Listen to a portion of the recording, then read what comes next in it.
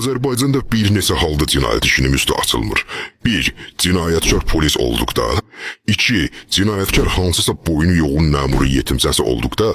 3. İsrailə insan orqanı lazım olanda. Bunların hər birinə onlarla misal çəkə bilərəm.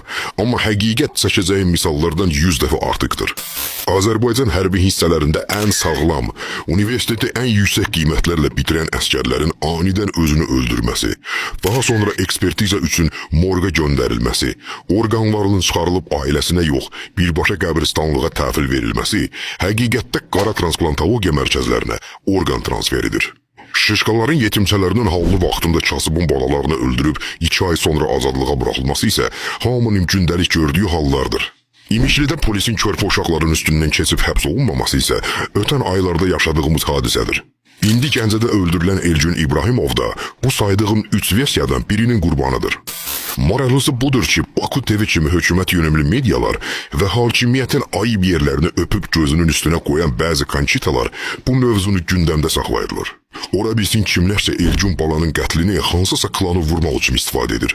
Hər halda ya hakimiyyət bu şüvənliklə özünü təmizə çıxartmağa, ya da bu cinayəti öz maraqlarında istifadə etməyə çalışır.